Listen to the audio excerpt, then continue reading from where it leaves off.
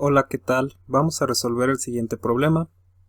Lo primero que haremos es leer el enunciado y a partir de su lectura pues determinar los datos que nos van a ser útiles en la solución del problema o encontrando aquellos datos que nos van a servir para resolver el problema.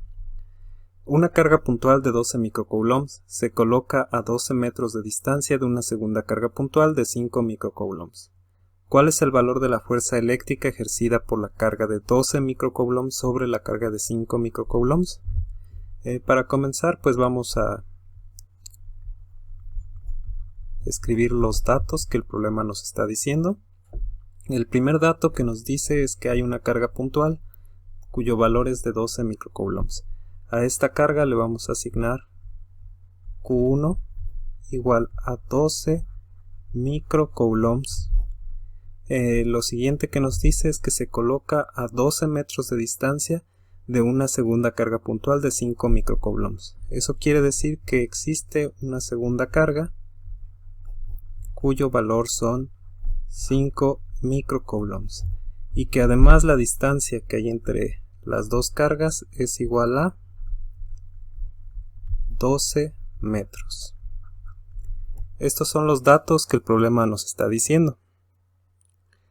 Algo más que podemos ver del problema es que la fuerza que nos solicitan es la que ejerce Q1 sobre Q2. Es decir, que va a ser la fuerza que experimentaría la carga Q2 debida a la carga Q1. Lo que nos solicitan es la fuerza eléctrica y esta cantidad nosotros no la conocemos. Vamos a escribir nuestra fórmula.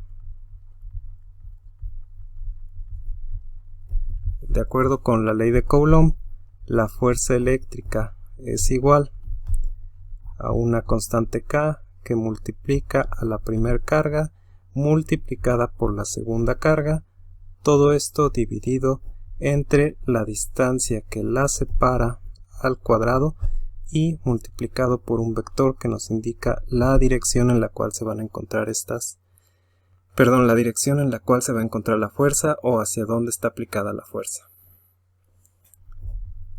De escribir nuestra fórmula hay algo que también debemos de considerar, que es nuestra constante K. Esta constante K puede tener diferentes valores pensando en el medio en el que se encuentran las cargas. Como en el problema no nos dice que están suspendidas en agua, en aceite o algún otro medio, vamos a pensar que el medio en el cual se encuentran es el aire o vacío, y entonces el valor de esa constante K toma un valor de 9 por 10 a la 9 en unidades de Newton metro cuadrado sobre Coulomb cuadrado. Con esto tenemos todos los datos que el problema nos está solicitando. Nos faltaría un dato más, que es el vector unitario en el cual se dirigen. El problema tampoco nos indica la posición en la cual están las cargas. Por lo tanto, nosotros podemos encontrarlas o ubicarlas a nuestra conveniencia. Vamos a hacer un pequeño esquema donde coloquemos la carga Q1 y la carga Q2 la podemos colocar en cualquier punto alrededor de esta carga Q1, siempre y cuando se cumpla que la distancia de separación entre ellas dos sea de 12 metros. Entonces yo podría colocarla en esta parte, la carga Q2, e indicar que la distancia de separación entre las dos es de 12 metros. Haciendo esto, pues el problema sigue siendo el mismo y tenemos nuestro pequeño diagrama. ¿Para qué nos va a servir ese diagrama? Pues si ahora trazáramos un sistema de referencia de coordenadas X y Y,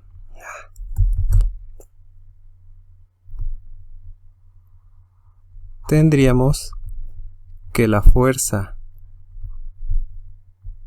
hacia la cual que la dirección de la fuerza es hacia la derecha. Vamos a determinar eso, vamos a ver por qué razón. La carga Q1 tiene un signo positivo, entonces es una carga positiva. La carga Q2 también es una carga positiva, Por lo tanto, la fuerza que va a ejercer o la fuerza que va a actuar entre estas dos va a ser una fuerza de repulsión.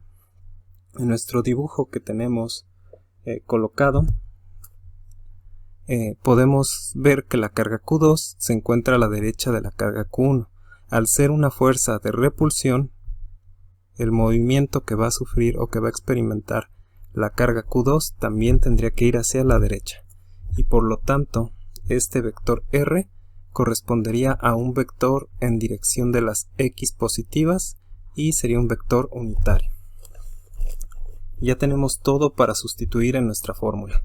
Entonces, en la fórmula podríamos escribir que la fuerza es igual a 9 por 10 a la 9 multiplicado por el valor de la carga 1, que el valor son 12 microcoulombs, o 12 por 10 a la menos 6 multiplicado por el valor de la carga 2, que son 5 por 10 a la menos 6, todo esto dividido entre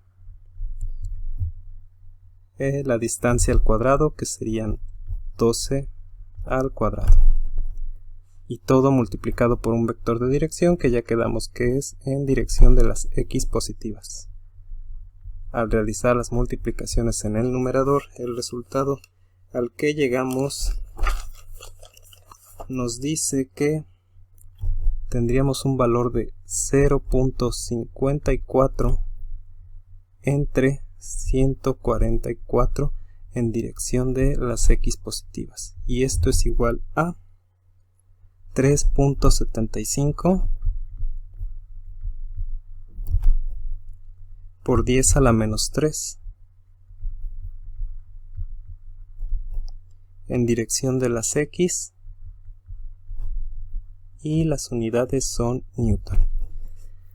Algo que les recomiendo es que en el momento que hagan todas las operaciones no coloquen las unidades, aunque ya las estamos colocando cuando escribimos los datos y también al final de nuestro problema, para simplemente no revolvernos. Si en dado caso quisieran saber qué unidades están manejando, pues pueden solamente sustituir las unidades directamente en la fórmula para ver cuáles serían las unidades que tendrían al final. En este caso, pues la fuerza es o está dada en newtons. Y también, si quieren, para diferenciar, podemos colocar esta n de newtons entre corchetes. Este sería el resultado del primer problema y pues sería todo. Antes de terminar, se me pasaba, bueno, como ustedes vieron también, el diagrama que hicimos o este pequeño dibujo, pues nos indicó que la fuerza que está experimentando la carga Q2 es en el sentido de las X positivas.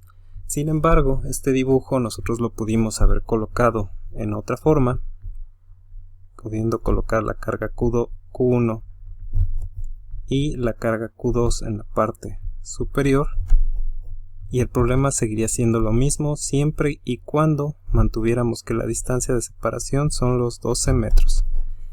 En dado caso, lo único que estaría cambiando es la dirección, que ahora en lugar de ser en el sentido de las X positivas, pues sería en el sentido de las Y positivas. También podríamos tener una configuración en diagonal y entonces tendríamos que calcular las componentes de la fuerza para poder determinar la fuerza total. Ahora sí, eso sería todo. Hasta luego.